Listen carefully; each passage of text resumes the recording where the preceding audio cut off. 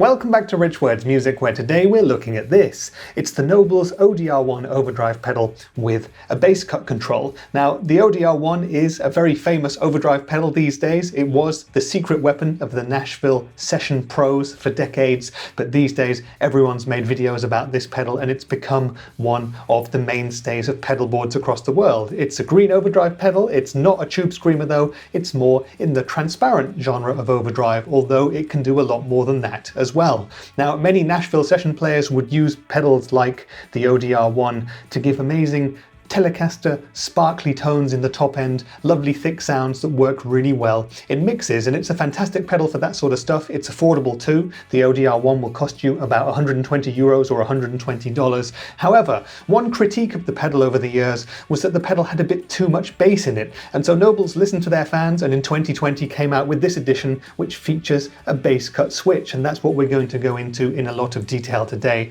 But let me first tell you about the specifications and features of the pedal then. So it's a green pedal, as I said. It kind of looks a bit similar to a Boss sort of an overdrive. We've got a big chunky foot switch here, and on the front of the pedal we have three knobs. We've got a drive control for the amount of saturation, we've got a level control for the amount of volume and how much you push the front end of your amplifier, and we've got the spectrum control, which is Nobel's take on the tone control. Now, the spectrum control simultaneously will shift your bass and your treble frequencies but leave the mids untouched, and Nobels say that the mids in this pedal are transparent with just a little bit of warmth. So that's what we're going to expect from that side of the pedal. Under here we have two big innovations, because this logo here actually hides a compartment where you've got room for a 9-volt battery, and the bass cut switch is in here too. So it's very tiny, it's fiddly to see, and it's fiddly to operate too, although it's not something you'd be switching backwards and forwards every 30 seconds. And you can switch it down to have the bass cut, or you can switch it up and see the plus and have more bass in your signal. So that's hidden in there.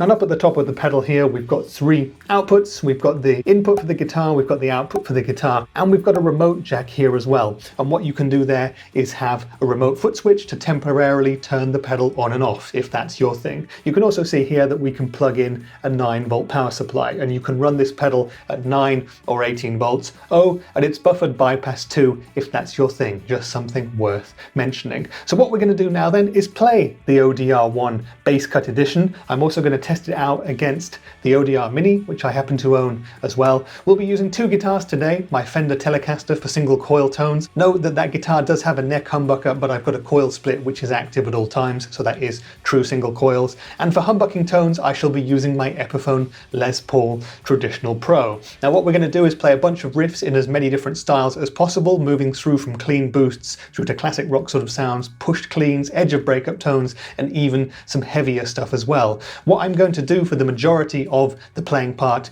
is I will have the Telecaster with the full bass in operation, as seems to be the received wisdom out there on the internet, but for the Les Paul we'll have the bass cut activated, so there should be a bit less bass. However, don't worry, because after the main playing part I'm going to do a separate part where we play a bunch of riffs 4 times, once with the Tele with the bass cut, and once with no bass cut, and once with the Les Paul with bass cut and without bass cut, so you can really hear the differences that you get when activating the bass cut switch. So my rig for today is going to be my Hughes & Kettner Black Spirit 200 amp head. We'll be on the Amps Clean channel for the vast majority of the demo, although I will stick it onto the Crunch channel just for a riff or two so we can hear how the ODR-1 handles it going into an already overdriven amplifier. And at the very end there's also going to be a couple of loops, one with the humbuckers and one with the ODR-1 bass cut edition up against the ODR-Mini pedal, also by Nobels, and we'll hear how similar those two pedals sound. Enough talk then, it's the Nobels ODR-1 bass cut edition. Let's play it now and we'll speak in more detail about it afterwards.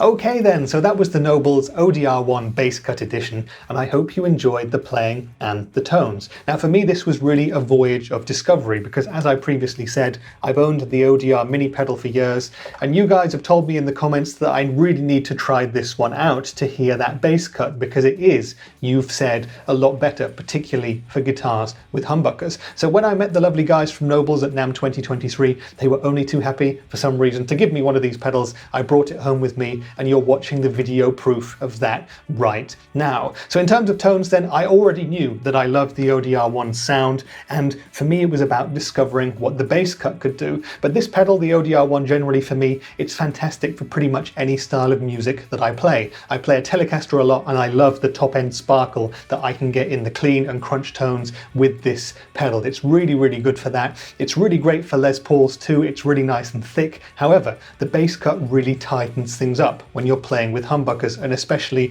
when you're on the neck pickup. But this pedal overall I think is a great addition to your board if you're looking for one that can actually do anything from a push clean through to kind of a light edge of breakup tone, through to thick indie rock or classic rock tones, and even heavier stuff as well. I thought for the alternative rock and the punk rock and even the down-tuned stuff, we had a really nice thick, lush, but also clear tone as well. You could hear all 6 strings in every chord at pretty much all times, and it really works for those kinds of styles. You're not going to buy this pedal to play metal on, but if you're in a bind and you absolutely have to do it, go over to a dirty channel on your amplifier, stick this in as a boost, and you're really going to be absolutely alright. So it's a fantastic pedal in terms of tones, and I guess the real discussion for us here is going to be the bass cut switch. Is it necessary? Is it just a nice luxury to have, or should you be using it? Well, for me personally, I did a bit of research on the internet before playing this pedal, and the received wisdom seems to be that if you're playing a Telecaster, like a lot of the guys in Nashville do, or if you're playing single coils, you probably don't need the bass cut. However, if you've got humbuckers in your guitar, you really, really need it. And I sort of agree with that to an extent. I definitely found with the Les Paul that you can tighten up this pedal's response and your tone no end